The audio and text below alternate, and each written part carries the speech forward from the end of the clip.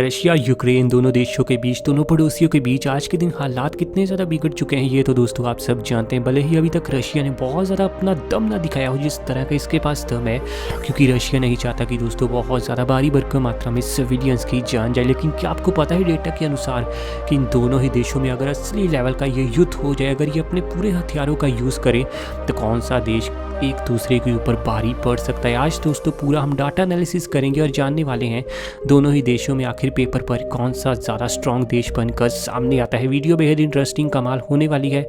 अभी से cold drink, popcorn सब कुछ दोस्तों तैयार रखो। Open eye, feel the waves cut through me, hypnotized. सबसे पहले दोस्तों हम यहाँ बात करेंगे मिलिट्री एक्टिव पर्सनल्स की। आज के दिन दोस्तों रशिया इस देश के पास आपको कुल मिलाकर 8,50,000 एक्टिव पर्सनल्स देखने को मिल जाएंगे, जो युद्ध के लिए हर समय आपको तैयार रहते हुए नजर आएंगे। और ये दोस्तों जंग के मैदान में दुश्मन की छुट्टी कराने के लिए बड़े जिगरे के साथ रहते हैं। वहीं यूक्रेन देश के पास आपको 2 लाख एक्टिव पर्सनल्स देखने को मिलेंगे। यानी इस मामले में दोस्तों यूक्रेन देश रशिया के सामने आपको पूरा फीका पड़ता हुआ नजर आएगा, क्योंकि यूक्रेन की पॉपुलेशन भी रशिया से कम है, तो मिलिट्री में एक्टिव पर्सनल्स की संख्या तो कम होगी ही।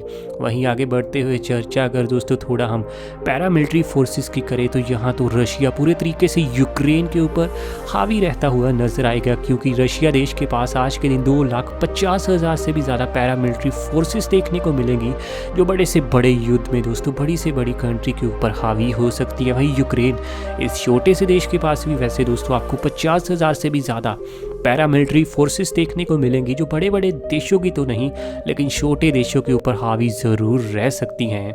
आगे बढ़ते हुए दोस्तों अगर हम चर्चाज एयरक्राफ्ट्स की करें तो आज के दिन रशिया देश के पास आपको कुल मिलाकर 4,173 एयरक्राफ्ट्स देखने को मिल जाएंगे। वहीं यूक्रेन इस बेहद ही छोटे से देश के पास आपको सिर्फ 318 एयरक्राफ्ट्स देखने को मिलेंगे। और अगर दोस्तों हवाई युद्ध होता है बड़े लेवल पर तो रशिया पूरे तरीके से डोमिनेट करने वाला है, क्योंकि यूक्रेन के पास एयरक्राफ्ट्स की ना काफ़ी कमी है। और अगर युद्ध में जो सबसे ज़्यादा काम आते हैं फाइटर एयरक्राफ्ट, उनकी चर्चा आ जाए फिर तो दोस्तों रशिया के सामने बड़े बड़े देश अमेरिका से लेकर चाइना तक सब फीके पड़ जाते हैं, क्योंकि रशिया के पास 772 से भी ज़्यादा आपको फाइटर एयरक्राफ्ट्स देखने को मिल जाएंगे।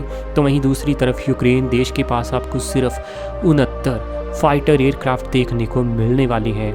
हेलीकॉप्टर्स के मामले में भी दोस्तों रशिया पूरे तरीके से डोमिनेट करता हुआ नजर आएगा, क्योंकि इस देश के पास 1,543 से भी ज़्यादा खतरनाक लेवल के हेलीकॉप्टर्स मौजूद है। और इनमें से 42% हेलीकॉप्टर्स तो ऐसे हैं जो दोस्तों बेहद ही ज़्यादा एडवांस टेक्नोलॉजी के साथ लैस हैं।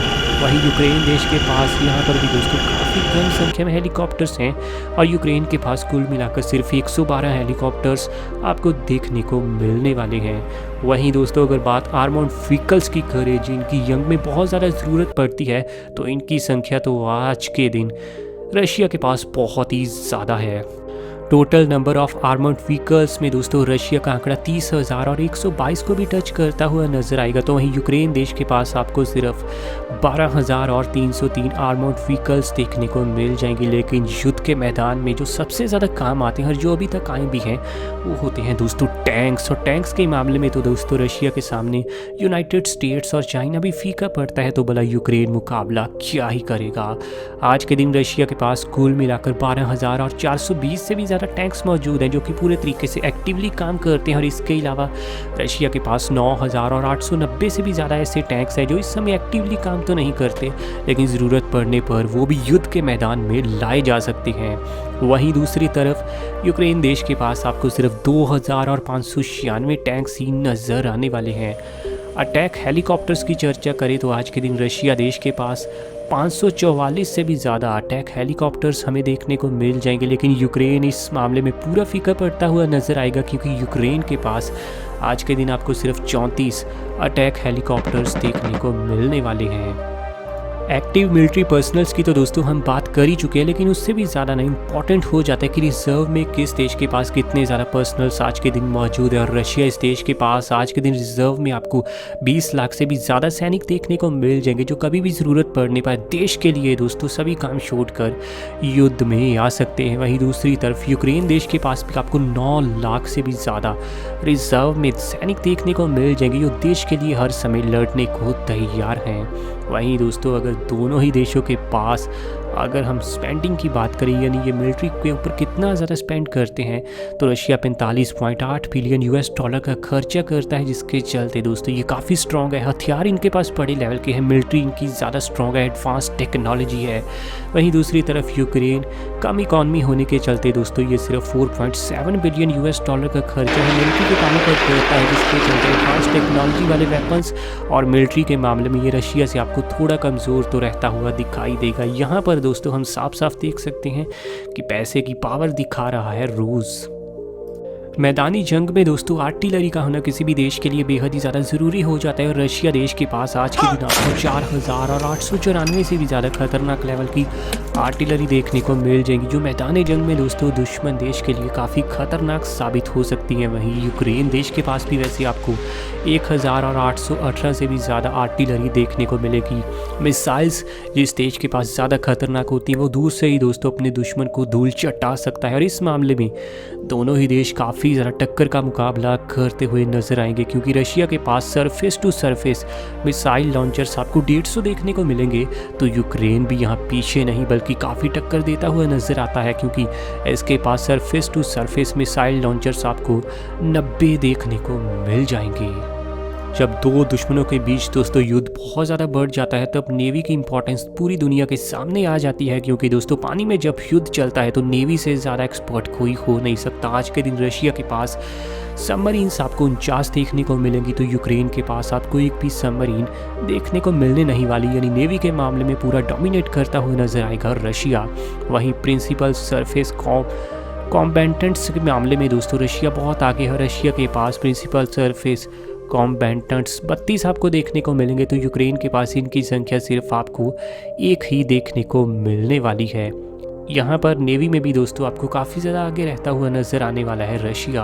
किसी भी देश के लिए दोस्तों युद्ध के मैदान में उतरने से पहले एयरक्राफ्ट कैरियर का होना काफ़ी ज़्यादा ज़रूरी हो जाता है, लेकिन यूक्रेन जिसकी इकॉनमी कम है इसके पास आज के दिन आपको 0 एयरक्राफ्ट कैरियर देखने को मिलेंगे। और वहीं दुनिया की बेहद सुपर पावरफुल कंट्री रशिया के पास भी आपको सिर्फ एक एयरक्राफ्ट कैरियर देखने को मिलने वाला है।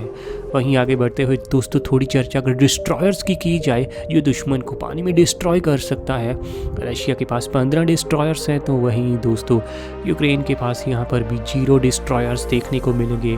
कॉर्वेट्स के मामले में रशिया की संख्या आपको 86 देखने को मिलेगी, तो यूक्रेन के पास सिर्फ आपको एक कॉर्वेट देखने को मिलने वाला है।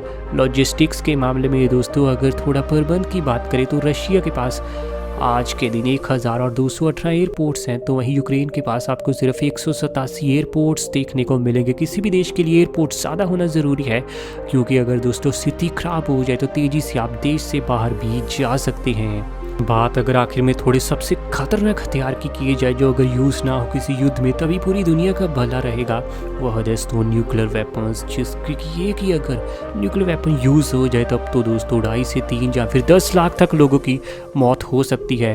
रिपोर्ट्स के अनुसार रशिया के पास आज के दिन 6257 से भी ज़्यादा न्यूक्लियर वेपन्स आपको देखने को मिल जाएगा। इस मामले में ये दुनिया का नंबर 1 देश है। अमेरिका, चाइना, फ्रांस और इंडिया जैसे देश भी दोस्तों रशिया से बहुत ज़्यादा पीछे हैं आज के दिन न्यूक्लियर वेपन्स के मामले में। वही यूक्रेन देश के पास रिपोर्ट्स के अनुसार आज के दिन कोई भी आपको न्यूक्लियर वेपन बिल्कुल ही देखने को नहीं मिलेगा। और टॉप 10 में तो दोस्तों क्या टॉप 20, टॉप 30 में भी ये कंट्री नहीं आती। वैसे वीडियो के बारे में आपका क्या कहना है नीचे कमेंट में आइए। और दोस्तों ऐसी वीडियोस हमें आपके लिए डेली लानी है। चैनल आपका अपना है रॉक फैक्ट, अभी सब्सक्राइब कीजिए।